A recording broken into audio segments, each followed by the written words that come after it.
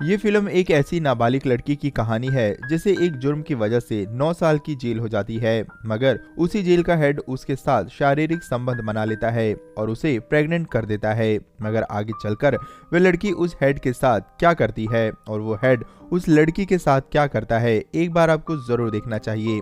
Film की शुरुआत में हम एना नाम की लड़की को देखते हैं जिसे हथकड़ी लगाई गई थी। इसका मतलब कि जरूर उसने कोई गलत काम किया था जिसकी वजह से उसे महिलाओं की डिटेंशन सेंटर में शिफ्ट किया गया था, जहां उसके रूम में उसकी जैसी और भी लड़कियां थी। उन्हें उनके अनुसार कई तरह के काम दिए जाते हैं। एना को भी और लड़कियों की तरह किचन का काम दिया जाता है। इस डिटेंशन सेंटर का डायरेक्टर जीन फेरिमनो नाम का एक आदमी होता है। एक दिन किचन में काम करने के दौरान एना जीन को एक लड़की से बात करते हुए सुनती है। वे उसकी बेल के बारे में कुछ बातें कर रहा था। अगले दिन जस्टिस मिनिस्टर सेंटर विजिट करने आई।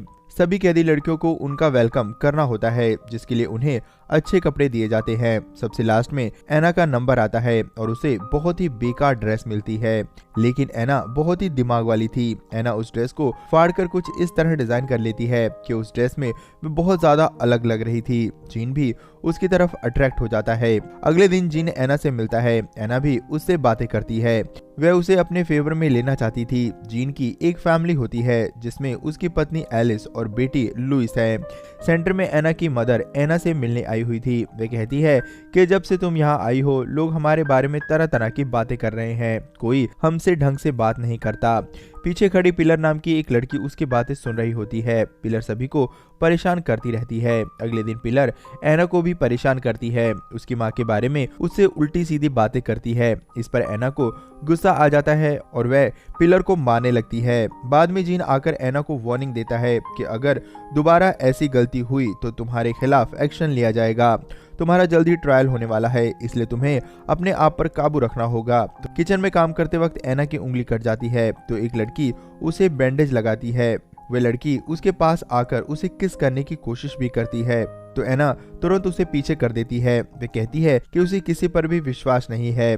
रात को एना तैयार होती है। असल में आज उसकी कोर्ट में ट्रायल थी। ट्रायल से पहले उसके सारे कपड़े निकालकर उसको अच्छी तरह से चेक किया जाता है। ट्रायल से फ्री होने के बाद वह वापस डिटेंशन सेंटर में आ जाती है। अगले दिन एना जीन को एक लेटर लिखती है जिसमें वह अपनी मदद करने के लिए कहती है। जीन लेटर पढ़कर उसके पास आता है। जीन उसे बताता है कि अगर वो अपील करती है तो उसे 9 साल से ज्यादा की सजा नहीं होने वाली। जब वह जेल से छूटेगी तो वह लगभग 25 साल की हो जाएगी, जिसके बाद वह अपनी लाइफ की नई शुरुआत कर सकती है।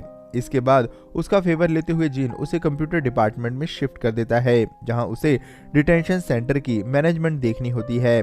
एना की उम्र अभी बहुत कम थी। काम के दौरान जीन का हाथ एना से टच कर जाता है। इधर सेंटर में एक टीचर पढ़ाने के लिए आता है। वह लव रिलेशंस के बारे में बात करता है। तब एना को जीन के बारे में विचार आता है। वह हमेशा जीन के बारे में ही सोचती रहती थी। एना जब लाइब्रेरी में होती है तो जीन भी वहां आ जाता है। एना जीन से कहती है कि वो यहाँ से जाना चाहती है। तब जीन कहता है कि क्यों, यहाँ कोई प्रॉब्लम है? तब एना कहती है कि तुम वो प्रॉब्लम हो और जीन को एक लेटर देकर चली जाती है जिसमें लिखा होता है कि मैं हर वक्त तुम्हारे बारे में सोचती रहती हूँ, मेरा खुद पर कंट्रोल नहीं रहता।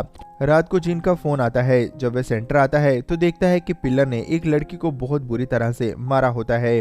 उसे हॉस्पिटल ले जाया जाता है। इसी दौरान जीन एना के पास आता है और उसे किस करता है। जीन उसे कहता है कि क्या तुम अब भी जाना चाहती हो? एना कहती है कि नहीं। जीन अब ज्यादा डिस्टर्ब रहने लगता है। रात को घर में सोते वक्त वह सपने में एना के साथ ही इंटीमेट होता है। अगले दिन जब वह सेंटर आता है तो एना से कहता है कि रात में जो भी हुआ उसे भूल जाओ। एना उसे टच करती है तो जीन गुस्से से उसका हाथ झटक देता है। एलिस सेंटर में पेंटिंग सिखाती है। क्लास के दौरान एलिस नोटिस करती है कि उसका हस्बैंड जीन एना को बड़े ध्यान से देख रहा होता है। रात को किचन में काम करते वक्त एलिस बिना कपड़ों के जीन के सामने आती है, लेकिन जीन को अच्छा नहीं लगता। अगले दिन जीन पिलर के पास आकर कहता है कि उसे दूसरे जेल में शिफ्ट किया जाएगा। तब पिलर उसे धमकी देती है कि उसने ऐसा कुछ किया तो उसके और एना के बारे में वो सभी को बता देगी। अगले दिन जब जीन एना का हेयर कट कराता है तो एना उसकी फैमिली के बारे में पूछती है। उसके बाद एना कहती है कि उसे उससे सिर्फ एक बच्चा चाहिए। एना उसका हेयर कट करते हुए उसे धमकी भी देती है। वे कहती है कि अगर उसने उससे झूठ बोला तो वह उसे जान से मार देगी। ऐसा कहते हुए वह उसे सीड्यूस भी करती है। अब जीन भी एना के बारे में ही सोचा करता है। वे लोग अक्सर इंटीमेट होते रहते हैं। एक बार तो वे बस पकड़े ही जाने वाले थे मगर बच जाते हैं। मीटिंग के दौरान उससे पूछा जाता है कि एना को अलग काम क्यों दिया गया है। साथ ही ये भी सुना जा रहा है कि आप उसके साथ ज्यादा समय बिताते हो। जीन कहता है कि ये फालतू की बातें सुनने का उसके पास टाइम नहीं है, वह सिर्फ अपना काम कर रहा है। इधर एना की माँ उससे मिलने आती है और उसे कहती है कि बाहर तुम्हारे और जीन के बारे में कई सारी बातें हो रही है, ये गलत बात है। एना को अपनी माँ पर बहुत गुस्सा आता है। एना की माँ उसे बहुत समझाने की कोशिश करती है तो एना अपनी माँ से लड़ने लगती है और कहती है कि आज के बाद तुम मुझसे मिलने मत आना। गार्ड एना को आकर ले जाता है। जीन एना के पास आता है और उसे समझाता है कि आखिर वे तुम्हारी माँ है। साथ ही वे उसे सीड्यूस भी करता है। दोनों फिर से इंटीमेट होते हैं। जीन एना की कुछ फोटोज क्लिक करता है। एना भी जीन की फोटो क्लिक करती है तो जीन को गुस्सा आ जाता है।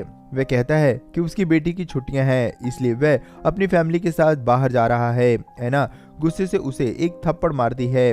एलिस नोटिस करती है कि जीन घर पर भी रहकर ज्यादा फोन पर ही बिजी रहता है। जीन जब सेंटर आता है तो एना को समझाने की कोशिश करता है। रात को एना अपनी फोटो जीन को भेजती है।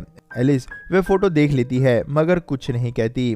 एलिस और जीन इंटीमेट होने लगते हैं। तभी एना का फोन बार बार आ रहा था जिसकी वजह से उन्हें इंटीमेट होने में परेशानी हो रही थी। इसीलिए एलिस फोन पटकते हुए बाहर चली जाती है। इधर टेंशन में एना बहुत ज्यादा नींद की गोलियां खा लेती है जिसकी वजह से उसे हॉस्पिटल में भर्ती कराया जाता है। जीन एना से मिलने आता है तो उसी के साथ उसके बेड पर ही सो जाता है।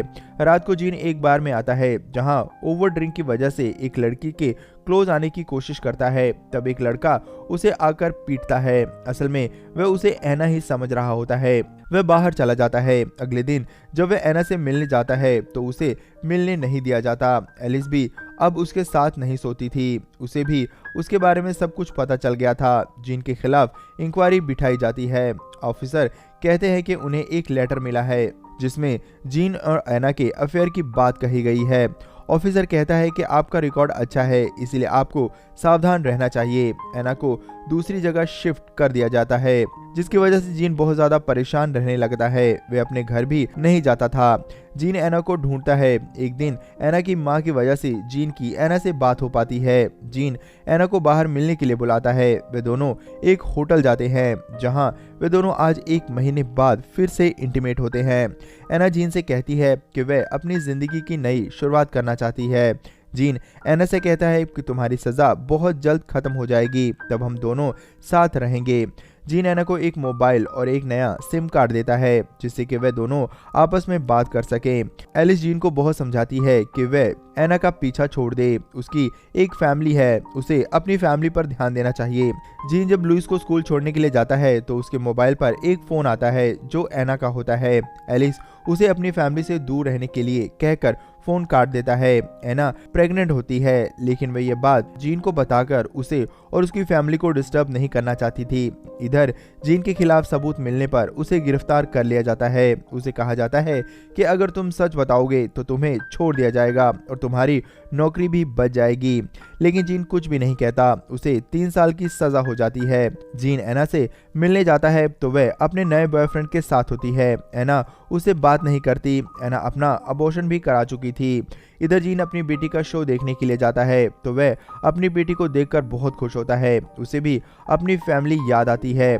कोर्ट में दोनों की पेशी होती है। जीन का वकील उसे कहता है कि अगर तुम ये बात बोल दो कि एना ने उसे मॉलिश किया था तो वह बच जाएगा, लेकिन जीन ऐसा कुछ नहीं करता। कोर्ट में एना और जीन एक दूसरे को देखकर मुस्कुराते हैं। इसी के साथ ही ये फिल्म खत्म हो जाती है।